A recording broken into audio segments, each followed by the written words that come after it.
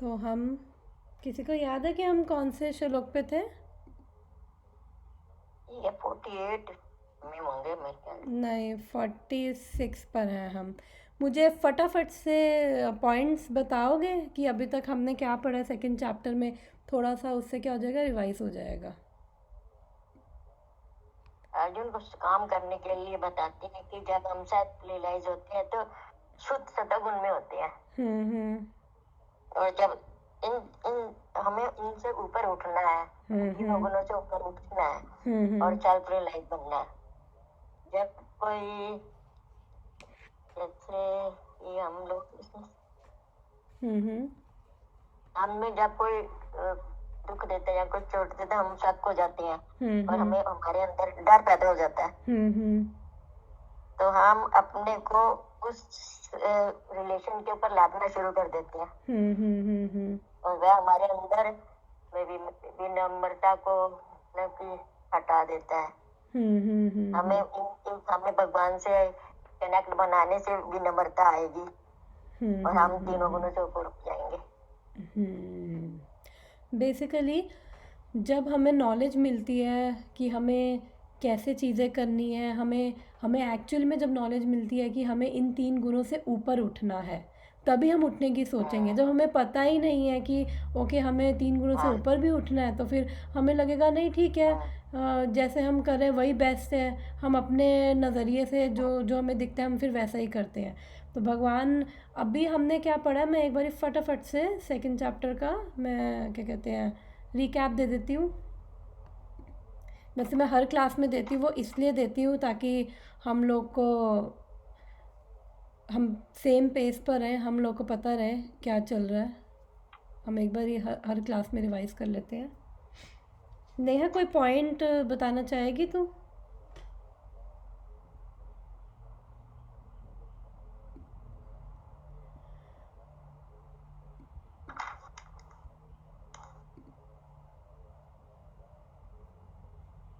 Okay ठीक है, इसका मतलब साइलेंट है तो इसका मतलब मैं बोलती हूँ। नमो विष्णुपादाय कृष्णेष्ठाय भूतले श्रीमते भक्तिवेदांत स्वामिनिति नामिने नमस्ते सरस्वती देव गौरवाणी प्रचारिणे निर्विशेष शून्यवादी पार्षदेशतारिणे। जगतगुरु शिला प्रभुपाद की जय जय।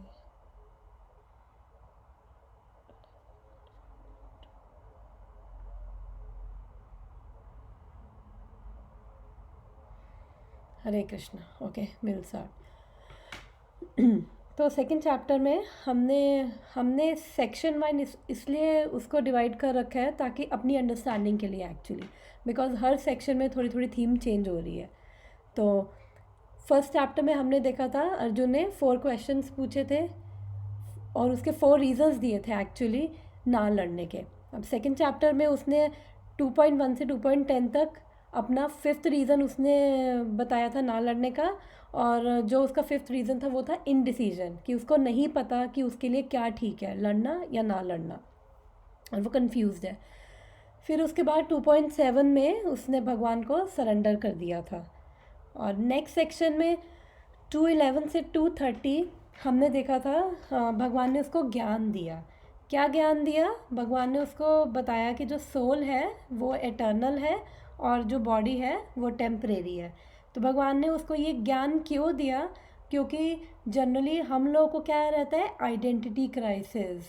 और ये मैं ऑलरेडी बहुत लेंथ में एक्सप्लेन कर चुकी हूँ कि क्या आइडेंटिटी क्राइसिस है। हम लोग इतने जन्मों से ये पता नहीं कितनी कितनी बॉडीज़ ली हैं, उन सब बॉडीज़ के कितने कितने हमारे हमारे अंदर इम्प्रेशंस है, जिसकी वजह से हमारे अंदर बहुत सारी चीज़ें हैं, डर है, गुस्सा है, फ्रस्ट्रेशन है।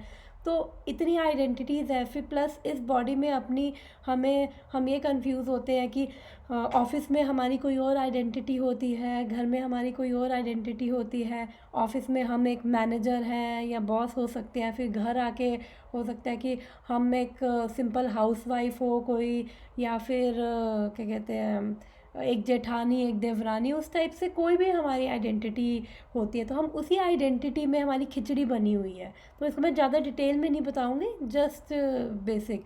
तो वो सब उसको अर्जुन को भी आइडेंटिटी क्राइसिस था कि मैं कौन हूँ, मेरी वास्तविक पहचान क्या है। तो फिर भगवान ने उसको बताया क्योंकि जब हम बॉडीली प्लेटफॉर्म पर होते हैं तो हम लोग ऐसा होता है एक अपने ही बबल में बैठे हुए हैं, अपने ही हमारा बिलीफ सिस्टम है, हमारे पुराने इम्प्रेशंस हैं, हम उसी से ही पूरी दुनिया देख रहे हैं। जैसे नीला चश्मा पहना है तो पूरी दुनिया नीली दिख रही है, रेड पहना है तो पूरी दुनिया रेड दिख रही है। तो ऐसे ही हम अपने कंसेप्शन से देखते हैं। तो जब हम शास्त्र पढ़ते हैं तो शास्त्र हमें बताते हैं एक्चुअली में हम कौन है, भगवान कौन है और उनकी क्या पोजीशन है, हमारा उनके साथ क्या रिलेशन है। जब हमको वो समझ आता है तो फिर हम बॉडीली प्लेटफॉर्म पे ना रहकर, क्योंकि बॉडीली प्लेटफॉर्म पे हम लोग केवल अपने सेल्फ इंटरेस्ट के लिए काम करते हैं, हम लोग अपने आप को सेंटर में रखते हैं और हम लोग को दूसरों में दोष दिखते हैं। लेकिन जब हम बॉडीली प्लेटफॉर्म पे नहीं रहते, हम सोल प्लेटफॉर्म पे आते हैं, जब भगवान ने उसको बेसिकली यही बताया है कि बेसिकली हम कौन है, हम एक सोल है, हम एक आत्मा है। ये बॉडीज़ तो हमें अलग अलग जन्मों से हमने कितनी बॉडीज़ चेंज करी है, तो भगवान ने उसको ये सब ज्ञान दिया था कि एक्चुअली में तो कौन है। फिर हमने थर्ड सेक्शन में 231 से 238 में उसका क्या कहते हैं, फर्स्ट चैप्टर में जो हमने रीज़न्स पढ़े थे उसका एक रीज़न था, 4 रीज़न में से एक रीज़न था कि जब ये सब मर जाएंगे तो मैं इन्जॉय कैसे करूँगा, मैं शो ऑफ कैसे करूँगा, जनरली जो हम लोगों की टेंडेंसी होती है। तो भगवान उसको कह रहे हैं कि अगर तेरे को सच्चे में इन्जॉय ही करना है तो तू अपनी ड्यूटीज़ करते हुए भी एंजॉय कर सकता है। तो ये भगवान उसको बेसिकली कर्म कांडा में लेके जा रहे हैं। अगर इन्जॉय करना है तो बेटर है कि धार्मिक वे में एंजॉय करो, ये ना कि बिल्कुल जानवरों के तरह तुम ज़िंदगी जी रहे हो। अगर तुम्हें इन्जॉयमेंट ही चाहिए, तुम्हें अपनी सेंसेस को ग्रेटिफाई ही करना है, तो वो तुम शास्त्रों के अनुसार धार्मिक वे में भी कर सकते हो।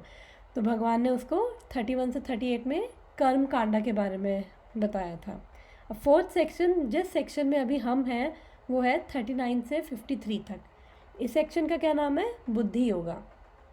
तो भगवान ने बुद्धि योगा में क्या किया है, ज्ञान की जब हमें हमारे अंदर सॉलिड फाउंडेशन होती है, हमें नॉलेज होती है हम कौन है और क्या हमारा रिलेशन है भगवान से, भगवान कौन है, उनकी क्या पोजीशन है, वो सब जब हमें नॉलेज होती है और क्या कनेक्शन है हमारा भगवान से, तो जब हमें वो नॉलेज होती है, उस नॉलेज में रहकर हम जब कोई भी कर्म करते हैं, हम अपनी कोई भी मटेरियल ड्यूटीज़, अपनी वर्ल्डली ड्यूटीज़ कर रहे हैं, जो अपना घर परिवार को हम पाल रहे हैं, हम अर्न कर रहे हैं, कुछ भी कर रहे हैं, एनी कर्मा हम कर रहे हैं, और जब हम उस मूड और भक्ति के मूड और इंटेंशन में करते हैं तो उसको यानी कि भगवान को ऑफ़र करते हुए जो भी रिज़ल्ट है भगवान को ऑफ़र करते हुए कर रहे हैं, यानी भगवान को सेंटर में रख के कर रहे हैं, तो उसे हम बुद्धि योगा कहते हैं।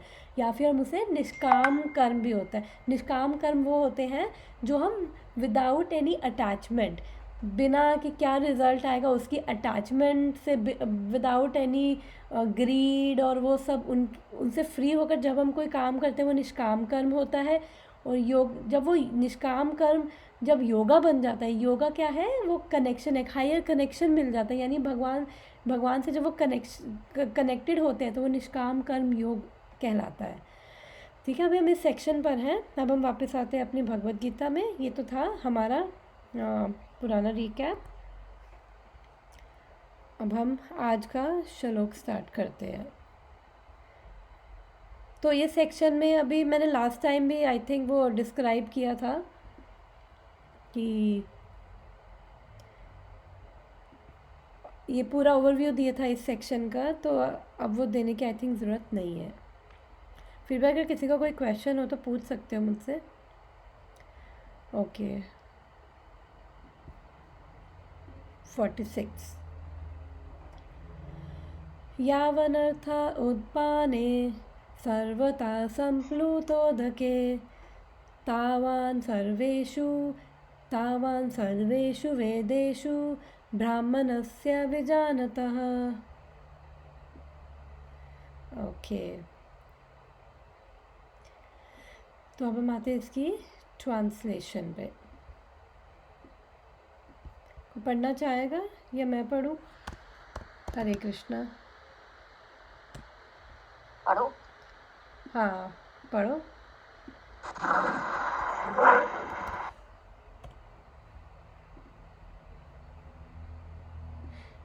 पढ़ रहे हो क्या? एक छोटा सा धूप का सारा कार्य एक विशाल जलाशय से तुरंत पूरा हो जाता है।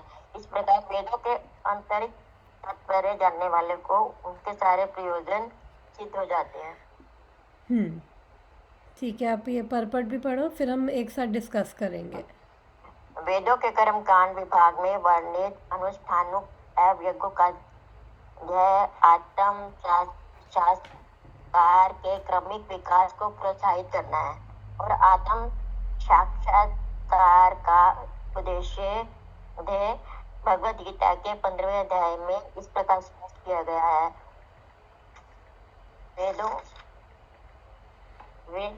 का अध्याय का ध्येय जगत के आदि कारण भगवान कृष्ण को जानना है।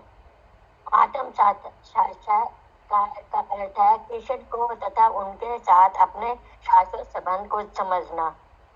कृष्ण के साथ जीवों के संबंध का भी उल्लेख भगवद गीता के 15वें अध्याय में ही हुआ है। जीवात्माएं जीव भगवान के अंश स्वरूप है अतः प्रत्येक जीव द्वारा कृष्ण भावना अमृत को जागृत करना वैदिक ज्ञान की सर्वोत्तम अवस्था है। श्रीमद् भागवत में इसकी पुष्टि इस प्रकार हुई है। हे प्रभु, आपके पवित्र नाम का जाप करने वाला भले ही चंडाल जैसा निम्न परिवार में क्यों न उत्पन्न हुआ हो, किंतु वह आत्म साक्षात्कार के सर्वोच्च पद पर स्थित होता है। ऐसा व्यक्ति अवश्य ही वैदिक अनुष्ठानों के अनुसार सारी तपस्याएं संपन्न किए होता है और अनेक बार तीर्थ स्थानों में स्नान करके वेदों का अध्ययन किए हुए होता है। ऐसा व्यक्ति आर्य कुल में सर्वश्रेष्ठ माना जाता है। अतः मनुष्य को इतना बुद्धिमान तो होना ही चाहिए कि केवल अनुष्ठानों के प्रति आसक्त न रहकर वेदों के उद्देश्य को समझे और अधिक इंद्रिय तृप्ति के लिए ही स्वर्ग लोक जाने की कामना ना करे। इस युग में सामान्य व्यक्ति के लिए न तो वैदिक अनुष्ठानों के समस्त विधि विधानों का पालन करना संभव है और न सारे वेदांत तथा उपनिषदों का सर्वांग अध्ययन कर पाना सहज है। वेदों के उद्देश्य को संपन्न करने के लिए प्रचुर समय, शक्ति, ज्ञान और साधना की आवश्यकता होती है। इस युग में ऐसा कर पाना संभव नहीं है, किंतु वैदिक संस्कृति का परम लक्ष्य भगवत नाम कीर्तन द्वारा प्राप्त हो जाता है। इसकी संस्कृति पतित आत्माओं के उद्धारक भगवान चैतन्य द्वारा हुई है। जब चैतन्य में महान वैदिक पंडित प्रकाशानंद सरस्वती ने पूछा कि आप वेदांत दर्शन का अध्ययन न करके एक भावुक की भांति पवित्र नाम का कीर्तन क्यों करते हैं, तो उन्होंने उत्तर दिया कि मेरे गुरु ने मुझे बड़ा मूर्ख समझकर भगवान कृष्ण के नाम के का कीर्तन करने की आज्ञा दी। अतः उन्होंने ऐसा ही किया और वे पागल की भांति भावोन मत हो गए। इस कलयुग में अधिकांश जनता मूर्ख है और वेदांत दर्शन समझ पाने के लिए पर्याप्त शिक्षित नहीं है। वेदांत दर्शन के परम उद्देश्य की पूर्ति भगवान के पवित्र नाम का कीर्तन करने से हुई हो जाती है। वेदांत वैदिक ज्ञान की पराकाष्ठा है और वेदांत दर्शन के नेता तथा ज्ञाता भगवान कृष्ण है। सबसे बड़ा वेदांती तो वह महात्मा है जो भगवान के पवित्र नाम का जप करने में आनंद लेता है। संपूर्ण वैदिक रहस्यवाद का यही चरम उद्देश्य है। हरे कृष्णा। तो क्या समझ आया मम्मी, कुछ पॉइंट्स बताओगे आप? हाँ, इसमें ये बताया कि भगवान का नाम जप करना ही सबसे मतलब श्रेष्ठ है और चाहे ज्ञान जैसे है वो अर्जित कर ले, मगर ना भगवान के पवित्र नामों का नाम लेना बहुत जरूरी है। क्या पूरा क्या है, कैसे भी है, हमें ज्ञान नहीं है तो भी हम भगवान का नाम तो ले सकते हैं। बिल्कुल बिल्कुल। मतलब कि भगवान हमें कुछ आता जाता तो है नहीं, हमें ना वेद पढ़ सकते ना गीता पढ़ सकते हैं, नाम तो ले ही सकते हैं ना। बिल्कुल बिल्कुल। तो यहाँ पे चैतन्य महाप्रभु का एग्जाम्पल उन्होंने दे रखे। चैतन्य महाप्रभु तो स्वयं कृष्ण है, ठीक है ना, वो भक्त के मूड में आए थे, स्वयं कृष्ण है। तो जो स्वयं कृष्ण है वो आके एक्चुअली वो डिवोटी बन के एक एग्ज़ाम्पल सेट कर रहे थे कि कैसे भक्तों को होना चाहिए। तो जब उनको ये लिखा हुआ है कि महान पंडित प्रकाशानंदा सरस्वती ने पूछा कि ये सब वेदों का अध्ययन क्यों नहीं करते, तो उन्होंने कहा कि मेरे गुरु ने कहा है कि तुम तो सबसे मूर्ख हो, तो मेरे जैसे मूर्खों के लिए तो हरि नाम ही लेने से पार हो जाएगा। तो ऐसा नहीं था कि वो मूर्ख थे, उनका जस्ट वो एक एग्जाम्पल सेट कर रहे थे कि हरि नाम लेने के लिए कोई क्वालिफिकेशन नहीं है। भगवान से संबंध बनाने के लिए, भगवान से प्रेम के लिए किसी क्वालिफिकेशन की ज़रूरत नहीं है। ऐसा नहीं है कि आप बहुत बड़े ज्ञानी हो, आपको भगवत गीता के श्लोक लेफ़्ट राइट आते हो, आपको पूरे रटे हो तो ही आप भगवान के से कनेक्शन बना सकते हो, भगवान के करीब जा सकते हो। ऐसा कोई फंडा नहीं है। तो उनका मतलब यही था कि भगवान का नाम कोई भी ले सकता है और केवल भगवान का नाम ही है जो हमें पार कर सकता है। और भगवान का नाम भगवान से ज़्यादा पोटेंशियल रखता है, वो ज़्यादा क्या कहते हैं पावर है भगवान के नाम में, क्योंकि भगवान का नाम और भगवान कृष्ण में कोई डिफरेंस नहीं है। ठीक है ना। और कोई पॉइंट, नेहा कोई पॉइंट बताना चाहेगी क्या इस परपट में समझ आया?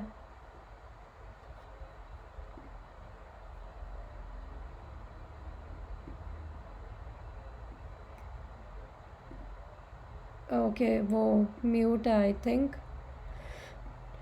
ठीक है, कोई बात नहीं, हम फिर डिस्कशन करते हैं अपना। तो इसका ट्रांसलेशन क्या है, एक बार इंग्लिश में पढ़ रही हूँ। All purposes served by a small well can at once serve by a great reservoir of water. Similarly, all purposes of Vedas can be served to one who knows the purpose behind them. तो अभी हम पिछले काफ़ी सारे श्लोकों में हमने actually ये जो इस परपट में हम ऑलरेडी जो प्रभुपाद बता रहे हैं हमने ऑलरेडी उसको डिस्कस किया है। पिछले कितने परपट से हम ये डिस्कस कर रहे हैं वेदों के बारे में। तो एक बार जस्ट उसको रिवाइज़ करवाने के लिए मैं दोबारा बता देती हूँ कि मैंने बताया था कि हमारे 4 वेद हैं, फिर उसके बाद हमारे उनको समझने के लिए 18 पुराण, फिर 108 उपनिषद, फिर महाभारत है, फिर वो सब है। तो इतनी ना हमारे पास इंटेलिजेंस है, इतना लाखों वर्सेस है, लाखों श्लोक है इन वेदों में। इतनी हमारे पास ना इंटेलिजेंस है, ना इतना हमारे पास टाइम है, हमारी इतनी आयु भी नहीं है, एज भी नहीं है। तो भगवत गीता क्या है? भगवत गीता उसका एसेंस है, उसका सार है सब वेदों का। तो अगर भगवत गीता अगर हमने पढ़ ली, भगवत गीता समझ ली, तो इसका मतलब हमने वेदों को ही पढ़ लिया। एक्चुअली वेदों को पढ़ने का हमारा, यहाँ पे भगवान क्या बोल रहे हैं कि वेदों को पढ़ने का पर्पस क्या है? वेदों को पढ़ने का पर्पस है केवल कृष्ण को जानना और कृष्ण तक पहुँचना। 15 में नहीं, वेट, नो प्लीज़। तो वेदों को जानने का क्या पर्पस है? केवल भगवान कृष्ण तक पहुंचना। अब ऑलरेडी मैं ये भी बता चुकी हूँ कि जो हमारे लोग सतोगुण में है, कुछ रजोगुण में, कुछ तमोगुण में, तो उसी प्रकार वेद भी है, सतोगुणी वेद, रजोगुणी, तमोगुणी। तो जिस मोड में है, जिस गुण में है, उसके हिसाब से है, ताकि उसके हिसाब से एलिवेशन हो जाए। मान लो कोई तमोगुण में है तो धीरे धीरे रजोगुण से तमोगुण में उठेगा, फिर तमोगुण से सतोगुण में आएगा। क्योंकि अगर हम नर्सरी के बच्चे को सीधा हम 12th का मैथ्स अगर पढ़ाना शुरू कर दें तो वो उसको नहीं समझ आएगा, वो उसके सर के ऊपर से जाएगा। इसीलिए हमारे वेदों का डिवीज़न हुआ है कि जो अगर नर्सरी में है तो फिर उसको नर्सरी के लेवल का ही उसको बताया जाए, और वो नर्सरी के लेवल का पढ़ के धीरे धीरे ग्रेजुअली फिर उसके अंदर एलिवेशन होगा, फिर वो ऊपर उठेगा। तो उसी प्रकार हमारे वेद भी उसी तरह से हैं। लेकिन अल्टीमेट पर्पस क्या है? क्योंकि जो रजोगुनी वेद है, तमोगुनी वेद है, धीरे धीरे लोग उसको पढ़ेंगे, फिर धीरे धीरे उससे ऊपर उठेंगे, धीरे धीरे सतोगुण में आएंगे। जब सतोगुण में आएंगे तो धीरे धीरे समझेंगे कि हमारा ये पर्पस क्या है, हम ये क्यों वेद पढ़ रहे हैं। हमें वेदों में बेसिकली क्या है, इन्हीं 3 गुणों के बारे में है, सतोगुण, रजोगुण, तमोगुण। वेद बेसिकली धर्म, अर्थ, काम, मोक्ष, इन 4 चीज़ों के बारे में वेद डील करते हैं। तो वो जो डिवोशनल सर्विस है वो बहुत ही मतलब क्या कहते हैं 80% तो ये कर्म कांडा के ऊपर ही है कि कैसे अपनी इच्छाएं पूरी करके हम खुश हों, उसी में ही वेद है। तो जब हम क्या कहते हैं वेदों में रह जाते हैं तो फिर हम इन्हीं 3 गुणों में घूमते रहते हैं, सतोगुण, रजोगुण, तमोगुण, हम इनसे बाहर निकल ही नहीं पाते हैं। तो अल्टीमेटली भगवान क्या कह रहे हैं, जब हम धीरे धीरे हमारी इंटेलिजेंस डेवलप होती है, हमारी कॉन्शियसनेस धीरे धीरे एलिवेट होती है, तो ही हम एक्चुअली वेदों को पढ़ने का पर्पस क्या है तो ही समझ पाते हैं। और क्या पर्पस है वेदों को पढ़ने का? केवल कृष्ण तक पहुंचना। क्योंकि वेदों में अलग अलग है, उपासना कांड, ज्ञान कांड, ये कांड, वो कांड, फिर उस धीरे धीरे जाके हमें वो मतलब डायरेक्ट नहीं है भगवान से संबंध, बट जो हमारे आचार्य हैं उन लोगों ने वो सब एसेंस निकाला है। जिनकी बुद्धि इतनी तेज नहीं है, जिनकी समझ नहीं है, अभी भगवत गीता ही पढ़ के समझ नहीं आती है, तो वेदों को तो मारो गोली की कहाँ से समझ आएगा। तो इसीलिए मेन पर्पस क्या, वेदों को पढ़ना, केवल कृष्ण को जानना है, कृष्ण तक पहुंचना है, ठीक है ना। तो यहाँ पे भगवान कह रहे हैं क्या कहते हैं, चाहे कोई कितनी भी क्या कहते हैं लो फैमिली से हो, कोई कितनी भी नीची जात हो, कोई चंडाल परिवार से भी हो, चंडाल यानी डॉग ईटर्स, मतलब इस भी अगर प्लेटफॉर्म में अगर वो भगवान का नाम का जाप कर रहे हैं तो भी वो बिल्कुल हाईएस्ट प्लेटफॉर्म ऑफ वो सेल्फ रियलाइजेशन में पहुंच सकते हैं। सेल्फ रियलाइजेशन यानी आत्म परायण, जो उसमें हमने अभी हिंदी में पढ़ा है।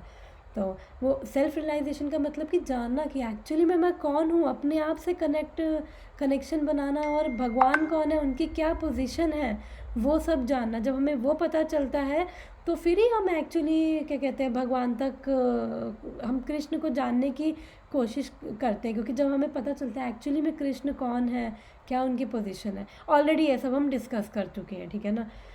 तो अब यहाँ पे क्या कहते हैं, जो हमारे आचार्य हैं श्रील विश्वनाथ चक्रवर्ती ठाकुर, वो क्या कह रहे हैं कि जैसे हमारे इंडिया में पुराने टाइम में क्या होते थे कि हर जैसे वॉशिंग के लिए अलग वेल होता था, अलग कुआं होता था, कपड़े धोने के लिए और नहाने के लिए, पानी पीने के लिए और बर्तन साफ़ करने के लिए पहले होते थे कि अलग अलग कुओं से अलग अलग पर्पस के लिए हम पानी लेके उसको यूज़ करते थे।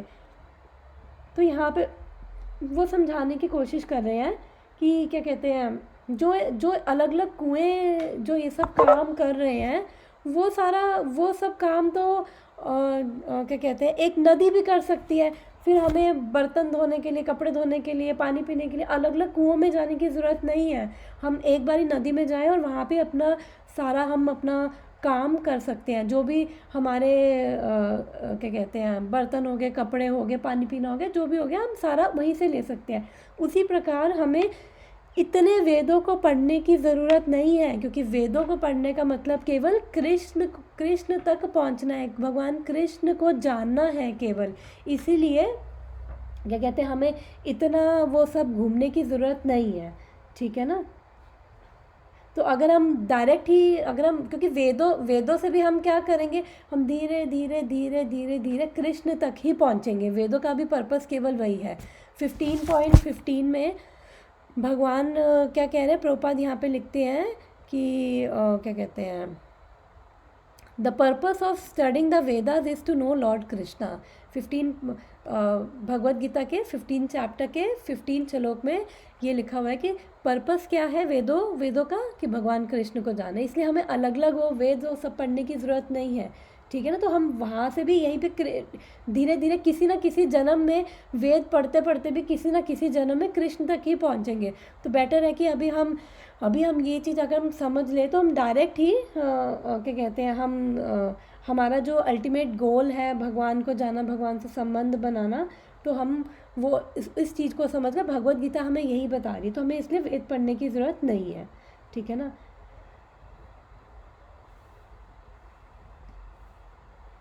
इसलिए हमें बेसिकली कर्म कांडों की ज़रूरत नहीं है। तो वो कह रहे कि अगर मान लो कि हमारे अंदर इच्छाएं हैं, मटेरियल इच्छाएं हैं, भौतिक इच्छाएं हैं, तो भी कोई प्रॉब्लम नहीं है। तो भी अलग अलग अपने इच्छा पूर्ति के लिए अलग अलग देवी देवताओं के पास जाने की ज़रूरत नहीं है। हमें केवल हम डायरेक्ट कृष्ण के पास जा सकते हैं। अगर हमारी इच्छाएं हैं जो भी हमारे पास, अगर हम डायरेक्ट कृष्ण के पास भी जाएंगे, तो ये मैं ऑलरेडी पहली क्लास में भी एक्सप्लेन किया था, तो भगवान हमें क्या करते हैं, हमें भगवान प्यूरिफाई भी करते हैं और साथ में हमारी इच्छाओं की भी उनके हाथ में। अगर उनको लगता है कि ये चीज़ हमारे लिए बेस्ट है तो वो हमें दे देंगे, अगर उनको लगता है कि ये चीज़ हमारे लिए सही नहीं है तो फिर वो हमें नहीं देंगे, ठीक है ना। अगर हमारी मटेरियल इच्छाएं हैं तो भी हम भगवान कृष्ण के पास ही जा सकते हैं, हमें अलग अलग देवी देवताओं के पास जाने की ज़रूरत तब भी नहीं है एक्चुअली में। क्योंकि मैंने लास्ट क्लास में ये भी एग्जांपल दिया था जैसे ध्रुव महाराज का, कि वो भी क्या कहते हैं, कोई भगवान के पास, वो भी इतनी छोटी एज में भगवान के भक्ति करने गए, तो वो इसलिए नहीं गए थे कि उनको भगवान को पाना था या भगवान की भक्ति करनी थी। उनका पर्पस क्या था? उनका पर्पस था कि भाई मुझे तो मेरे बाप से भी बड़ा राज्य चाहिए, क्योंकि मेरी इतनी बड़ी इंसल्ट हुई है। तो उनका उन वो भी किस लिए गए थे? वो भी अपनी मटेरियल इच्छा को लेकर भगवान के पास गए थे, कृष्ण के पास गए थे। और कृष्ण ने क्या किया? कृष्ण ने उनकी प्यूरिफिकेशन भी करी, साथ में उनकी क्या कहते हैं इच्छाओं की, उनकी खुद की भी प्यूरिफिकेशन हुई और उनकी इच्छाओं को भी भगवान ने शुद्ध किया। तो जब उन्होंने, भगवान ने उनको राज्य दिया तो उन्होंने कहा अरे भगवान अब तो मुझे चाहिए ही नहीं है राज्य। तो भगवान ने फिर भी कहा कि कोई बात नहीं, क्या कहते हैं तुम्हारी इच्छा थी, मैं जानता हूँ तुम्हारे क्या कहते हैं अब तुम्हारी ये इच्छा नहीं। फिर भी भगवान ने उनको राज्य दिया और वो उन्होंने पूरा कितने हज़ार सालों तक राज्य करके फिर वो भगवान के धाम गए।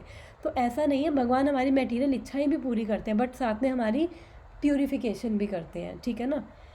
अब एक बारी मैं थोड़ा सा प्यूरिफिकेशन पे फोकस करना चाहूँगी, क्योंकि हम जनरली बहुत सुनते हैं कि भगवान हमारी प्यूरिफिकेशन करते हैं। तो कोई मुझे एक बारी बताना चाहेगा अपने आप को अनम्यूट करके, इस प्यूरिफिकेशन का क्या मतलब है? क्या क्या ये शुद्धि से क्या समझते हैं हम लोग? प्यूरिफिकेशन का क्या मतलब है एक्चुअली? कैसे भगवान हमें शुद्ध करते हैं? क्या है शुद्ध करने का मतलब क्या है?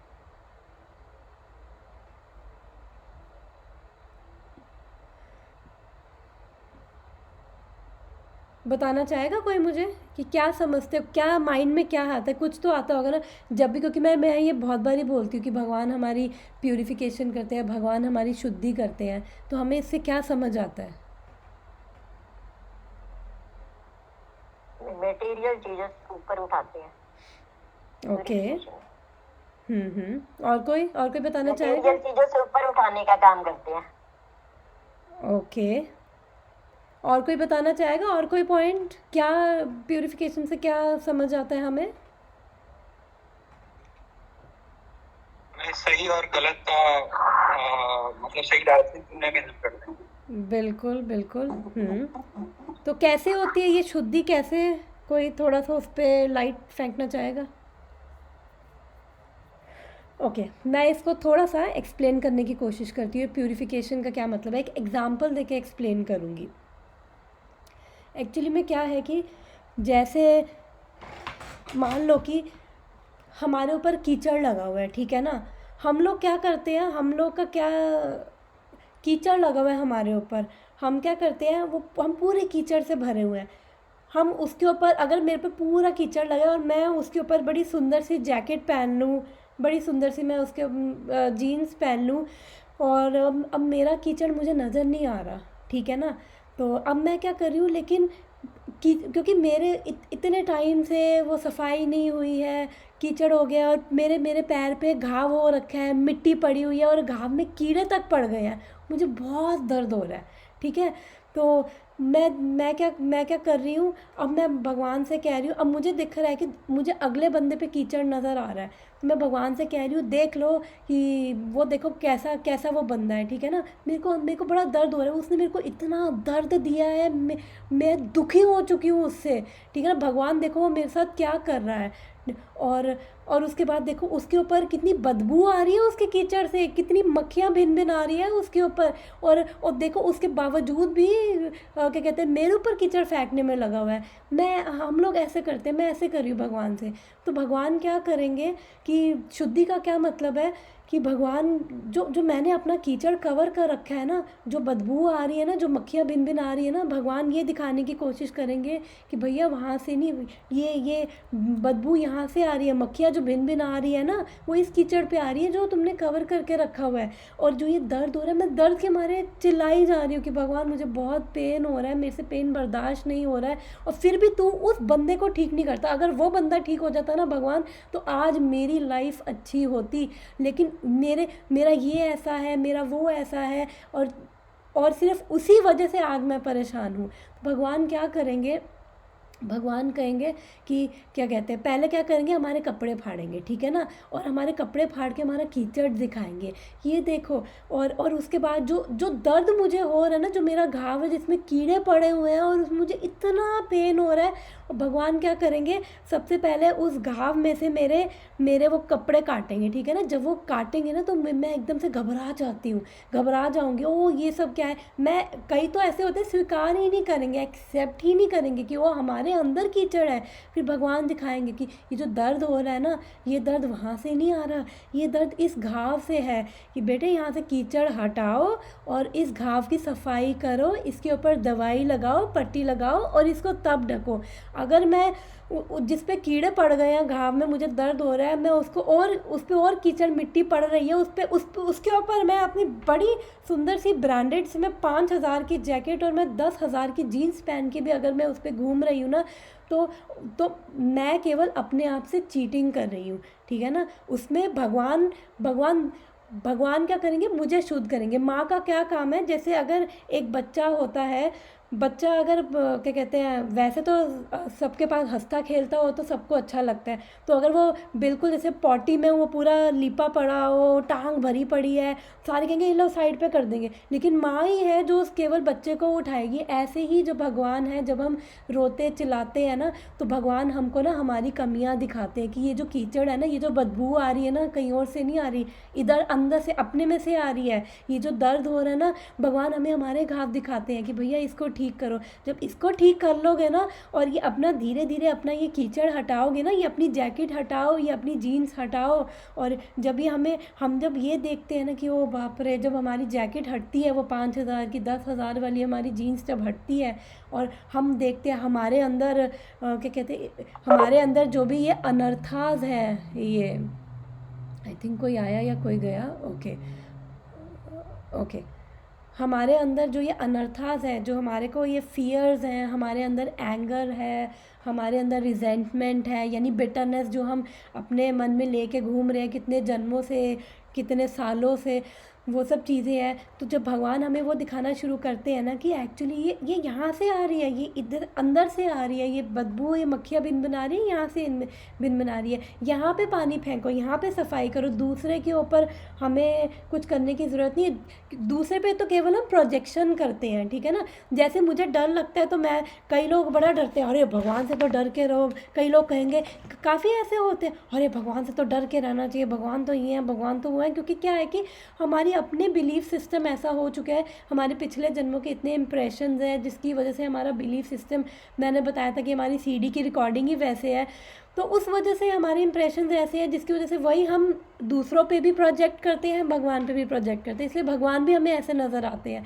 तो इसलिए भगवान हमारी शुद्धि क्या करते हैं, सबसे पहले वो भगवान हमारा कीचड़ हटाते हैं, उस स्पेशली उस घाव से, जिस घाव में हमें दर्द हो रहा है, फिर वो घाव से हटाएंगे, फिर हम उसको पट्टी लगाएंगे, उसको साफ़ करेंगे, फिर अपने पूरे शरीर से हम कीचड़ हटाएंगे। तो भगवान का वही काम है। तो जब ये सब सफाई हो रही होती है ना, तो कई बार हम चीज़ों को एक्सेप्ट नहीं कर पाते, पर यही प्यूरिफिकेशन है, यही शुद्धि है कि जो भी हमारे अंदर अनर्था है, बिकॉज ये अनर्थ हमारे अंदर रहेंगे ना, अब हमारे अंदर वही टेंडेंसीज फिर बनती जाती है। तो अब मेरे अंदर, अब ये सब अनर्थ तो मेरे अंदर है, कीचड़ तो मेरे अंदर है, और मैं दूसरों में दोष देख रही हूँ कि उसके अंदर कीचड़ है। मैं बार बार भगवान से दूसरों की कंप्लेंट करी जा रही हूँ, दूसरों की शिकायत करी हूँ, और मैं बोली जा रही हूँ कि वो मुझे दर्द दे रहा है, जबकि मैं ये नहीं देख रही कि ये दर्द जो है ना, जो मेरे अंदर है एक्चुअली। तो मुझे इसलिए मुझे अपने आप को बदलना, अपने आप पे काम करना है। और काम भी मैं कैसे करूँगी, अगर एक गिलास है, उसके अंदर अगर वो पूरा भरा हुआ है और मैं उसके ऊपर पानी डालती जाऊँ तो क्या होगा, वो पानी नीचे बहता जाएगा। तो ऐसे ही हमें अपने आप को खाली करना पड़ता है, ओपन करना पड़ता है अपने आप को, ये सब चीज़ें रिसीव करनी पड़ती हैं, एक्सेप्ट करनी पड़ती है। हाँ, अगर मुझे गुस्सा आता है, क्यों आता है, हम उसके अंडरनीथ जाते हैं। अंडरनीथ क्या है, अंडरनीथ मेरे को गुस्सा आ रहा है क्योंकि मैं पेनफुल फील कर रही हूँ। अच्छा, पेनफुल मैं क्यों फील कर रही हूँ, पेनफुल फील कर रही हूँ, हो सकता है कि क्योंकि मुझे मेरे को लग रहा हो कि मेरे को किसी ने अबंडन कर दिया, मुझे उसने ऐसे छोड़ दिया और मेरी उसने बात नहीं सुनी, मैं हर्ट फील कर रही हूँ, इसलिए गुस्सा आ रहा है। गुस्सा तो केवल ऊपर ही है, अंदर तो कुछ और ही चीज़ें चल रही होती हैं।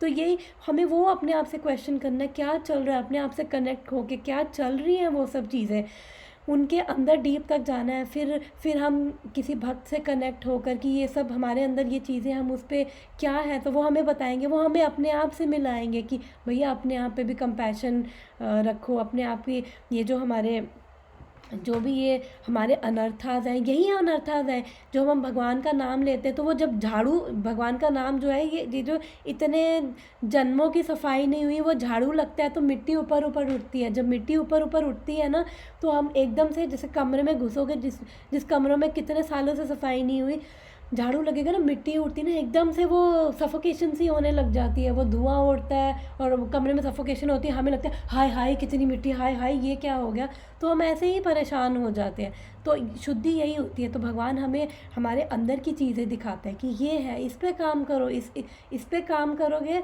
तो अपने आप हमारे फिर परसेप्शंस चेंज होने लग जाती है। जैसे जैसे हमें रियलाइजेशन होती है, ओह अच्छा मेरे अंदर यहाँ पे कीचड़ था और मेरे को मैं सोच रही थी उसकी वजह से कीचड़ है, वो दर्द उसकी वजह से आ रहे, लेकिन वो दर्द मेरी वजह से था, मेरे कार्मिक रिएक्शंस या वो सब चीज़ें होती हैं, तो उन सब चीज़ों की वजह से ये था। तो एक्चुअली में यही हमारे अनर्थाज हैं, और हमारे जो अनर्थाज हैं फिर वो हमें भक्ति में भी आगे नहीं बढ़ने देते, फिर वो हमें अलग तरह का चश्मा पहना के रखते हैं। जो वो मेरे को ग्रीन चश्मा पहनाएंगे तो मैं हर चीज़ ग्रीन, मेरे को हर चीज़ ग्रीन दिखेगी। किसी ने लाल पहना हुआ है उसको हर चीज़ लाल दिखेगी, फिर मैं उससे लड़ूंगी, नहीं ये तो ग्रीन है, वो कहेगा नहीं ये तो लाल है। फिर शास्त्र क्या करते हैं, भगवत गीता फिर बीच में आती है, गुरु बीच में आते हैं और भक्त बीच में आते हैं। वो क्या करेंगे, हम दोनों का चश्मा उतार देंगे, चश्मा उतारेंगे, कहेंगे भगवत गीता ना लाल है ना भगवत गीता नीली है, और फिर वो बताएंगे कि भगवत गीता का एक्चुअली में एसेंस ये है। तो हमारे अंदर जो भी ये इमोशंस होते हैं, कई बार होता है हमारी नीड्स होती हैं कि हम लोग को ना क्या कहते हैं, गुस्सा इसलिए आ रहा है कि मैं चाहती थी कि क्या कहते हैं, मैं जो बोल रही हूँ वो सुने बस, मेरी नीड है कि वो सुने बस, वो अगला बंदा सुन भी नहीं रहा, यानी कि मुझे उसका अप्रूवल चाहिए। जब वो अप्रूव, बेसिकली हम अनकॉन्शियसली ये सब कर रहे होते हैं, कॉन्शियसली ये सब नहीं चल रहा होता, अनकॉन्शियसली मुझे उस बंदे का अप्रूवल चाहिए कि हाँ मैंने सुना, ठीक है। बट हमें वो, हमारी उस टाइम पे हमें देखना हमारी क्या नीड्स हैं, और हमें कैसे अपने आप से क्वेश्चन करके हमें ये अपने आप से होगा, ये भक्त की हेल्प से होगा। जब हम अपने अंदर से कनेक्ट होंगे फिर हम देखेंगे ये सब अनर्थाज हमारे अंदर है। फिर जब हम अपने आप से कनेक्ट होंगे, उन पे काम करेंगे, धीरे धीरे उनको कॉन्कर करेंगे, फिर हमारा ये वर्ल्ड को देखने का नज़रिया बदल जाएगा, ठीक है ना। फिर हमें हमारा वो क्या कहते हैं, अंदर से खालीपन, अकेलापन, वो सब हमारे पास धीरे धीरे ख़त्म हो जाएगा। फिर वो हमें भगवान से कनेक्शन बनाने में भी हेल्प करेगा, क्योंकि फिर क्या होगा, उससे हमारा जो हम प्रोजेक्शन कर पा रहे हैं, हम समझेंगे कि ओ ये तो मेरी प्रोजेक्शन है, मैं ये डर मेरे अंदर है, और ये डर इस वजह से है, क्योंकि हम यही नहीं रिकोगनाइज़ कर पाते कि मेरे अंदर डर है, क्यों है। हो सकता है 20 साल पुरानी बात का डर हो, वो अभी तक बैठा हो, लेकिन मुझे लग रहा हो कि मेरे को उसकी वजह से डर लग रहा है क्योंकि वो ऐसा कर रहा है। तो इसलिए ये सब चीज़ों से लिए हमें अपने आप को कनेक्ट होना है, तो ये प्योरीफिकेशन है। तो अब हम इस श्लोक को करते हैं। हम नेक्स्ट हम थोड़ा सा लेते हैं, क्योंकि ऑलरेडी टाइम हो गया, थोड़ा सा लेट स्टार्ट किया, तो मैं नेक्स्ट थोड़ा सा लूँगी, और नेक्स्ट लेने से पहले नेक्स्ट बहुत इंपॉर्टेंट श्लोक है हमारा, ठीक है ना। इसलिए अगर हमारी मटेरियल इच्छाएं हैं, चाहे हमारी जो भी इच्छाएं हैं, तो बेटर है अलग अलग कुओं के पास ना जाकर केवल कृष्ण के पास जाएं। वो कृष्ण को पता है कि वो कैसे हम लोगों को ठीक करना है, हम लोगों को कैसे हमारा वो कीचड़ हटाना है, कैसे पानी मारना है। और कृष्ण इतने दयालु है कि कोई उनके पास जाता है तो ये नहीं देखेंगे कि आय है बदबू आ रही है, छी मक्खियाँ बिन आ रही है, साइड हो। जैसे माँ अपने बच्चा अगर कीचड़ में गिरा पड़ा हो, बच्चा रो रहा हो, चाहे कितना भी कीचड़ में, कितने भी गंदे गोबर में भी गिर जाए, माँ उसको फिर भी उठाएगी। माँ ऐसी है कि उसको कभी नहीं कहेगी कि चल साइड हो, माँ उसको उठा के सबसे पहले उसकी सफाई करेगी, ठीक है ना। तो ऐसे ही कृष्ण क्या करते हैं, सबसे पहले हमारी सफाई करते हैं। जब हमारी सफाई करने शुरू करते हैं तो हम लोग डर जाते हैं, हम लोग घबरा जाते हैं, ये सब क्या हो रहा है, हम एक्सेप्ट नहीं कर पाते हैं। तो यही हमारी अनर्थ निवृत्ति होती है, क्योंकि भक्ति में क्या है, अलग अलग स्टेजेस हैं। तो सबसे पहले श्रद्धा होती है हमारी, बहुत कोमल होती है वो श्रद्धा, और वो सब हम पढ़ेंगे। उसमें एक स्टेज है अनर्थ निवृत्ति, तो यही वो स्टेज है, वो भक्ति में भी हमारी हेल्प करती है। अब हम नेक्स्ट श्लोक, बहुत इंपॉर्टेंट है और बहुत मिस कोटेड श्लोक है, क्योंकि लोग इसका हमेशा बहुत गलत मतलब इसका समझते हैं।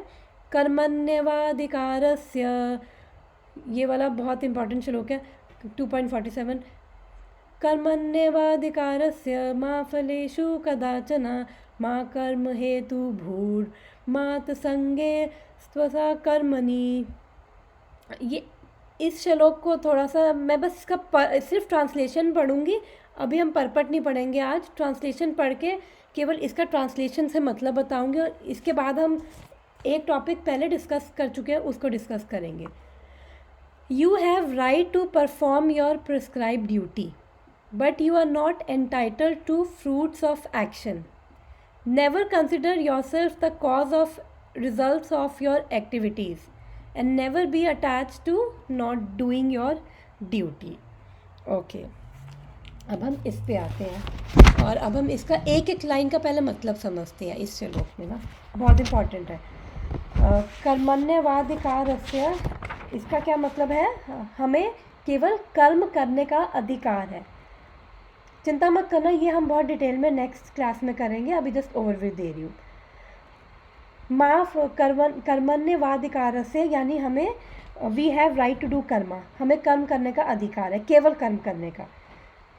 सॉरी, कर्मण्यवाधिकार का मतलब ये है। माँ फलेषु कदाचना का मतलब है कर्म के फल का अधिकार नहीं है। We should not demand the fruit. माँ कर्म फल हेतुर भूत, we should not think we are the producer of fruit, यानी कि हमें अपने आप को कर्मों के फल का कारण नहीं मानना है। ठीक है, ये हम देखेंगे, एक एक लाइन को हम बहुत डिटेल में डिस्कस करेंगे और देखेंगे इसका क्या मतलब है। और माते संगोस्त्वा कर्मणि, because I will not gate fruit I will not do the Karma. ठीक है ना, क्योंकि मुझे अगर रिजल्ट नहीं मिलेगा तो मैं कर्म नहीं करूँगा। तो अर्जुन क्या कर रहा था फर्स्ट चैप्टर में, कोई बताएगा? क्या कह रहा था वो कि मैं क्या कहते हैं, मैं इन्जॉय नहीं कर पाऊँगा, मेरे को पाप लगेगा, मेरे को ये होगा वो होगा। वो भी रिज़ल्ट के बारे में सोच रहा था और वो कह रहा था इसलिए मैं कर्म नहीं करूँगा, मैं लड़ाई नहीं करूँगा।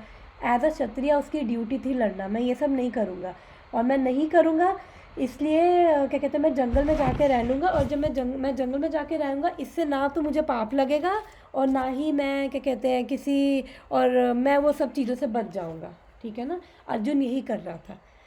तो अभी हम इस श्लोक को पढ़ने से पहले एक बारी वो अपनी पीपीटी जो मैंने बनाई थी, ये बुद्धि योगा क्या है, ये कर्म क्या है, मैं एक बारी वापस से उसको, ये क्या हो गया, ओके, मैं उस पर एक बारी वापस से आके फिर नेक्स्ट क्लास में हम ये समझेंगे। ये क्या हो गया, मेरी पीपीटी क्यों नहीं आ रही, लोड नहीं हो रही क्या? ये खाली है। ओके ओके, धीरे धीरे लोड हो रही है, पता नहीं क्या हुआ।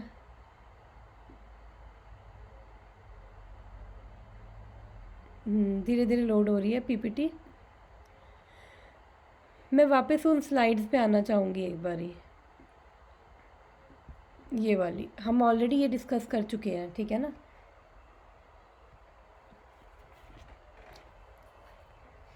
इस पे मैं एक बारी आना चाहूँगी।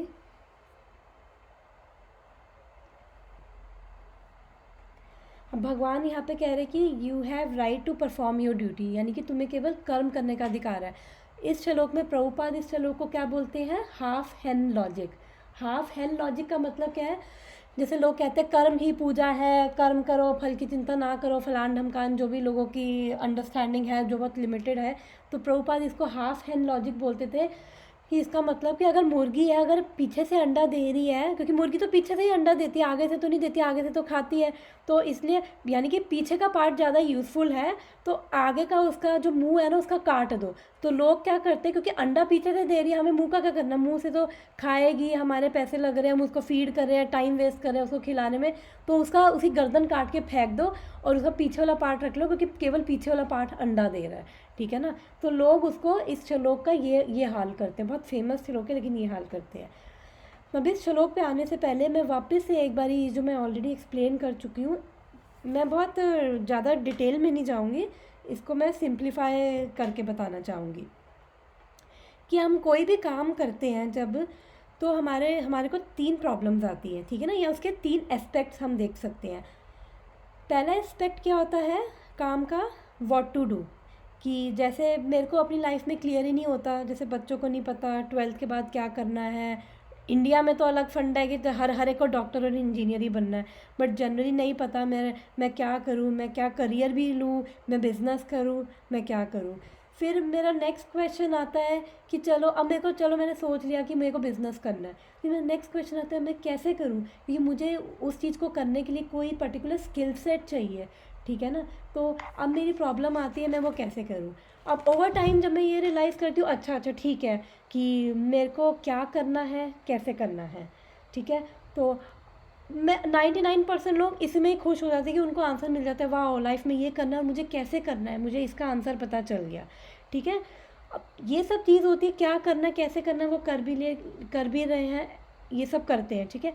उसके बाद भी क्या होता है कि उनको लाइफ में कुछ डिससेटिस्फैक्शन रहती है, मतलब एक सेंस ऑफ वांटिंग रहती है कि कुछ चाहिए लाइफ में, क्या कर रहे हैं, आ रहे हैं, खा रहे हैं, पी रहे हैं, सो रहे हैं, हाँ 1 लाख सैलरी आ रही है अकाउंट में या कितनी भी सैलरी आ रही है, अंदर सेटिस्फैक्शन नहीं है। क्योंकि क्या है कि यहाँ पे उनको पता नहीं होता कि हम ये क्यों कर रहे हैं, जब तक क्योंकि उनके पास सेंस ऑफ पर्पस नहीं होता है।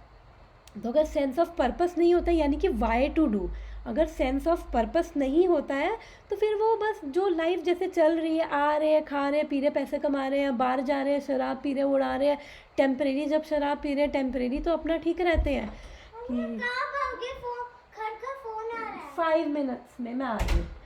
तो उसी में ही वो लोग क्या कहते हैं अपना शराब पी रहे हैं, वो सब में अपना बिजी है, लेकिन स्टिल एक अपना हार्ट में ना कहीं डिससेटिस्फैक्शन रहती है कि मैं ये क्यों कर रहा हूँ, ठीक है ना। तो अब जो ये फिलॉसफी है हमारी भगवत गीता है, ये कोई आउट ऑफ वर्ल्ड की चीज़ नहीं है।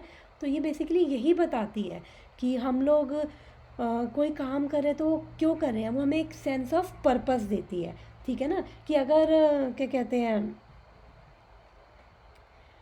क्योंकि जो भी हमारी लाइफ में सिचुएशंस आ रही है बेसिकली वो सिचुएशंस हमें हेल्प कर रही हैं इस लाइफ में, मतलब इस मटेरियल वर्ल्ड के बियॉन्ड जाने में, हमारी सफरिंग्स जो है उनके बियॉन्ड जाने में, कैसे उससे हम छूटें, ठीक है ना। जब हमारा ये sense of purpose he clear नहीं होता है तो तब तक हमारे अंदर ये डिससेटिस्फैक्शन रहती है। तो भगवत गीता हमें बड़े प्रैक्टिकल आंसर देती है कि what to do, how to do और वाई टू डू, ठीक है ना। तो और यही हमारा पाथ ऑफ सेल्फ रियलाइजेशन भी बनता है, जब हमें पता चलता है कि हम ये क्यों कर रहे हैं। तो हमारी जो क्या कहते हैं हमें क्या करना है वो तो हमारी सेंस ऑफ ड्यूटी यानी कि हमें क्या क्या कर्म करने हैं, वो हमारा हो सकता है हमारी वर्ल्डली ड्यूटी हो कि हमें क्या करना है, कैसे करना है, और क्या कहते हैं। तो उसके लिए एक सेकेंड, तो जो भी मेरी ड्यूटी है, जो भी मेरी ड्यूटी है यानी कि जो भी मेरे कर्म है कि मेरे क्या करना है, जो भी मेरे कर्म है, अगर मैं उसके साथ योग लग जाता है, योग यानी कि वो योगा का क्या मतलब है, एडिशन या कनेक्शन, यानी कि जो भी मैं कर्म करी वो मैं एक हायर अंडरस्टैंडिंग के साथ कर रही हूँ, तो हम उसको कर्म योगा कहते हैं। तो कर्म योगा क्या होता है कि हम बिना किसी ग्रीड के, बिना किसी सेल्फिशनेस के हम वो कर्म करते हैं। तो जो ये मेरा हाउ टू डू है, कैसे करना है, तो बेसिकली वो हमें बताता है क्या कहते हैं कि ये एक सेकेंड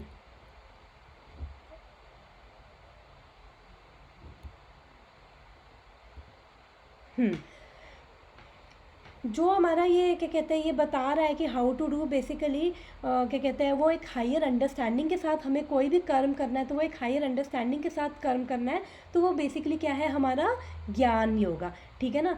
हमारा कोई हमारा कोई जो भी हम एक्शन करें वो हमारा कर्म है, कैसे करना है उसको, कैसे हम हायर अंडरस्टैंडिंग के साथ करें, तो वो हमारा क्या है, ज्ञान योग। अब हम उसको क्यों कर रहे हैं एक्चुअली में, तो वो क्या है हमारा क्या कहते हैं सेंस ऑफ पर्पस, जो मैं बता रही थी कि हम वो क्यों कर रहे हैं। और हायर सेंस में मतलब कि हम अगर उस चीज़ को कर रहे हैं तो हम एक हायर, जिसको मैं हायर अंडरस्टैंडिंग बोल रही हूँ, क्योंकि अभी तक यहाँ पे क्या कहते हैं बुद्धि योगा में डायरेक्ट रेफरेंस नहीं आया भगवान का। भगवान ये नहीं बोल रहे कि मेरे लिए करो, भगवान भी यही बोल रहे हैं कि बुद्धि की शरण लो। फिर बताते हैं कि बुद्धि क्या है, बुद्धि भी मैं ही देता हूँ, ठीक है ना। इसलिए मैं हायर अंडरस्टैंडिंग बोली, बट वो हायर अंडरस्टैंडिंग कौन है? वो हायर अंडरस्टैंडिंग एक्चुअली में भगवान ही है, ठीक है ना। जब मैं वो उसको क्या कहते हैं जब मेरे को पता है कि मेरे को ये कर्म कैसे करना है उस हायर अंडरस्टैंडिंग के लिए, और मैं क्यों कर रही हूँ, तो वो मेरे को बताता है कि क्या कहते हैं सेंस ऑफ, मुझे वो पर्पस देता है कि मैं ये कर्म क्यों कर रही हूँ। तो अभी हम जो 47 में पढ़ेंगे, 48 में पढ़ेंगे, तो थोड़ा थोड़ा हम क्या कहते हैं जो मैं अभी समझाने की कोशिश कर रही हूँ, हम उसका थोड़ा सा वो झलक उसकी हम देखेंगे। तो जो मेरा पर्पस क्या डिफाइन कर रहा है, वो है मेरा योगा, यानी कि मेरा सेंस ऑफ कनेक्शन, ठीक है ना, जो मैं ऑलरेडी बता चुकी हूँ। तो जो मेरा योगा ऑफ बॉन्डिंग है बेस्ड ऑन लव और डिवोशन, उसी को मैं भक्ति योगा कहती हूँ। क्योंकि अगर मैं क्या कहते हैं कोई भी काम कर रही हूँ, अगर मैं कोई भी काम केवल इसलिए कर रही हूँ, क्या कहते हैं अगर मैं सेल्फिशनेस ग्रीड से कर रही हूँ, तो जो मैंने बताया हम फिर वही उस साइकिल में ही क्या कहते हैं घूमते रहेंगे। ओ उसने ऐसा कर दिया, वैसा कर दिया, अब मैं अपने आप को सेंटर में रख के कर रही हूँ, मुझे दूसरों के ही दोष दिखेंगे। लेकिन अगर मैं कोई भी कर्म अपने एज अ उसे सेवा लेके कर रही हूँ कि अच्छा ये मेरी ड्यूटी है, क्योंकि मान लो कि एक कंपनी में मैं काम कर रही हूँ और वो कंपनी ना मुझे अप्रेजल दे रही है, ना मेरा सैलरी हाइक दे रही हो, मैं बस गालियाँ ही देती रहती हूँ, अरे यार कैसी कमीनी कंपनी है, ना तो ये पैसे बढ़ाते हैं और बॉस देख लो पूरा दिन पेलता रहेगा, ये है वो है फलान ढमकान। तो उस केस में क्या है, कर्म तो मैं कर ही नहीं हूँ, ड्यूटी तो मैं तब भी कर रही हूँ, लेकिन उस केस में क्या है कि मेरी एनर्जी कितनी एग्जॉस्ट हो रही है ये सब सोचने में, गालियाँ देने में, कितनी मेरे इमोशंस इन्वेस्ट हो रहे हैं कि मैं अपना, मेरी प्रोडक्टिविटी भी नहीं आ पा रही है ढंग से। तो अगर मैं कोई भी काम क्या कहते हैं, अगर मेरे को पता है कि भैया मेरे को, चाहे मेरे को पता है कि या तो मैं ये करूँ कि मैं अपनी कंपनी चेंज कर लूँ, अगर मेरे में इतनी हिम्मत है, मेरे में पावर है, या तो मैं अपनी कंपनी चेंज कर लूँ। अगर मेरे में वो पावर नहीं है, वो हिम्मत नहीं है, नहीं चेंज कर पा रही, सिचुएशन ऐसी नहीं है कि नहीं मुझे वो जॉब मिल रही, नहीं, तो उस केस में मेरे लिए क्या बेस्ट है? नहीं मेरे को पेल रहे हैं, ठीक है, मेरे को सैलरी हाइक नहीं दे रहे और मेरे को जॉब भी नहीं मिल रही, तो मैं क्या करूँ? मेरे को उसी कंपनी में बैठ के काम करना है। तो बेटर यही ना अपनी मैं कॉन्शियसनेस चेंज करूँ कि जो काम मैं तब भी कर रही थी जब मैं गाली दे रही थी, और काम मैं अब भी कर रही हूँ जब मैं गाली नहीं दे रही, अगर अब मैं उस काम को एक हायर अंडरस्टैंडिंग से करूँ कि ये जो जॉब मिली है ना मुझे, ये जॉब मुझे मिली है, मेरे को भगवान ने दी है, क्योंकि मेरे को ये सब जो मेरे जो क्या कहते हैं हस्बैंड, मेरी वाइफ, मेरे बच्चे दिए, वो भगवान ने दिया है। ये जॉब मुझे उनके लिए दी है कि मेरे को मेरी रिस्पॉन्सिबिलिटी है उनके लिए, मुझे उनके लिए अर्न करना है। तो मैं अगर अपना कोई भी कर्म एज अ सेवा करूँगी, तो फिर उससे क्या होगा कि मैं उस साइकिल में नहीं जाऊँगी, चाहे कैसी भी, कितनी भी डिस्टर्बिंग सिचुएशंस हो, और अगर मैं उसको, मेरा सेंस ऑफ पर्पस रहेगा कि मैं भगवान के लिए कर रही हूँ ये काम, तो काम तो मेरे को करना ही करना है दोनों केसेस में। तो सेकंड केस में क्या होगा, मैं थोड़ी सी पीसफुल रहूँगी, और मैं डिस्टर्ब भी नहीं होंगी। फिर ना मेरे में ईगो आएगी, अच्छा जूनियर हो के मेरे को कह रहे हैं कि रिपोर्ट भेज, साले मैं तेरे को बताती हूँ, जनरली हमारी यही वो होती है, एक तो जूनियर हो के मेरे पे हुक्म चला रहा है। तो फिर मैं कोई भी काम अपना पूरा ईमानदारी से एफर्ट करके, क्योंकि अब मैं ये काम, मेरे को ज्ञान है कि मैं कौन हूँ, वो हायर अंडरस्टैंडिंग, वो कृष्ण कौन है, मेरा क्या रिलेशन है, और मैं हर काम उनको ऑफर करते हुए कर रही हूँ, तो वो मेरा काम, मेरी प्रोडक्टिविटी भी ज़्यादा आएगी, मेरे को क्लैरिटी भी आएगी, मेरे अंदर इंटेलिजेंस भी ज़्यादा आएगी वो चीज़ करने की। काम नहीं बदला मेरी केवल कॉन्शियसनेस बदली है। तो हमें क्या करना है, हमें केवल बुद्धि योगा क्या कह रहा है, काम नहीं बदलने हैं, तुम्हें बैठ के जंगल में नहीं जाना है, जंगल में जाके तुम्हें क्या कहते हैं बैठ नहीं जाना है, तुम्हें हर चीज़ करनी है, तुम्हें अपनी फैमिली ड्यूटीज़ करनी है, जो भी तुम्हारी ओवरऑल ड्यूटीज़ है, ऑफिस में जाके काम करना है, वो सब चीज़ें करनी है, केवल क्या कहते हैं अपना कॉन्शियसनेस बदलनी है। तो भगवान ने अर्जुन को भी कहा था कि Arjun don't change your actions, only change your consciousness. तुझे लड़ना है ना, तो तुझे जाके जंगल में नहीं बैठना है, ओनली चेंज योर कॉन्शियसनेस। तू किस लिए नहीं कर रहे? क्योंकि जब हमें पता है कि हम वो भगवान के लिए कर रहे हैं, और जब वो भगवान के लिए करेंगे तो मतलब जो अभी तक हमारी एनर्जी कितनी, हमारी वो परेशानी में वेस्ट हो रही थी, ईगो वो सब में हम भर के बैठे हुए थे, कभी किसी को गाली दे रहे हैं, कभी अपने आप को कोस रहे हैं, कभी ये करें वो करें, फिर वो चीज़ें हमारी साइड हो जाएंगी और फिर मेरे को प्रोडक्टिविटी भी ज़्यादा आएगी, मेरे को भगवान से अंदर से स्ट्रेंथ भी आएगी, क्योंकि मैं भगवान के लिए कोई काम करूँगी ऑब्वियसली तो वो मुझे अपने आप सपोर्ट देगा, वो मेरा सपोर्ट सिस्टम भी हो जाएगा। अभी तो मेरा सपोर्ट सिस्टम भी नहीं था, मैं जाके इसको चुगली कर रही थी, उसको चुगली कर रही थी, दोनों केसेस में काम करना है। तो इसलिए बुद्धि युवा यही है कि एक हायर अंडरस्टैंडिंग से कोई भी, अभी फ़िलहाल के लिए हम यही समझ सकते हैं कि कोई भी कर्म करो वो हम धीरे धीरे कैसे करें, देखेंगे कि कैसे वो प्रेम भी भगवान के लिए, भगवान अभी 4th चैप्टर से 7th चैप्टर में 12वें चैप्टर तक चौके छक्के मारेंगे, बताएंगे कि भैया मैं कौन हूँ। अभी 2nd चैप्टर में तो भगवान ने बताया भी नहीं है कि मैं कौन हूँ, तो अभी तो बताना शुरू करेंगे ना भगवान कि तुम कौन हो, मैं कौन हूँ। और वो क्या कहते हैं स्पिरिचुअल वर्ल्ड का वो सब मैंने बताया था, वो एक बारी दोबारा मैं उस पर आऊँगी, अभी नहीं नेक्स्ट क्लास में। वो जब भगवान बताना शुरू करेंगे अपने बारे में, फिर हमें समझ आएगा कि ओ अगर हर काम हम एज अ सेवा लेके करें तो उससे क्या होगा, हमें ही बेनिफिट है कि फिर हम वो काम अच्छे से कर पा रहे हैं, भगवान को भी समर्पित कर पा रहे हैं, और वो काम फिर रिज़ल्ट कुछ भी हो, अब चाहे वो मेरा बॉस मुझे निकाले ना निकाले, भैया मेरे को पता है कि मेरे को ये मैं भगवान के लिए कर रही हूँ और भगवान ने ही मुझे ये परिवार दिया है और मैं उनको पालने के लिए कर रही हूँ और मैं भगवान को समर्पित करते हुए कर रही हूँ। तो फिर मैं हर काम जो करूँगी उसके अंदर मेरे को इतनी स्ट्रेंथ, इतनी क्लैरिटी और मेरा जो हर कर्म होगा फिर वो मेरी सेवा होगा। अब मैं ये वाला एग्जाम्पल, जो कार वाला एग्जाम्पल है, एक और दूंगी। आई थिंक आज टाइम हो गया है, तो मैं ये कार वाला एग्जाम्पल नेक्स्ट क्लास में समझाऊंगी। ये भी बहुत अच्छा एग्जाम्पल है कि ये कार वाला एग्जाम्पल मैं नेक्स्ट क्लास में दे दूँगी। चलो 2 मिनट में दे देती हूँ कि क्या कहते हैं, जो ये कार है, ये मान लो कि ये हमारी बॉडी है, तो कार का क्या काम होता है, हमारी डेस्टिनेशन तक हमें पहुंचाना, ठीक है ना। तो चलो नेक्स्ट में एक्सप्लेन करूँगी, अभी आई थिंक टाइम हो गया, मेरे को भी जाना है। और अगर इस चीज़ में किसी को क्वेश्चन है, और वो नेक्स्ट क्लास में हम एक एक लाइन, एक एक वर्ड का मतलब देखेंगे कि क्यों ये भगवान क्यों कह रहे हैं कि क्या कहते हैं, we are not entitled to fruits. क्योंकि एक बहुत अच्छी चीज़ है कि जो भी हम कर्म करते हैं ना, उसमें केवल हम ही फैक्टर नहीं है, तो इसलिए हम जो सोच के करते हैं ना, हमें क्रेडिट मिलना चाहिए। 5 भगवत गीता के 18.16 में लिखा है कि 5 अलग अलग फैक्टर्स हैं जो भी कर्म कर रहे हैं, वो मैं नेक्स्ट क्लास में डिटेल में बताऊंगी, ठीक है। अभी नहीं जा रही, इसको बस मैंने थोड़ा सा टच किया है, नेक्स्ट क्लास आई थिंक पूरी इसी में ही जाएगी। तो अगर इसमें किसी का कुछ क्वेश्चन है तो मुझसे पूछ सकता है, अदरवाइज़ हम आज की क्लास यहाँ पे ख़त्म करते हैं।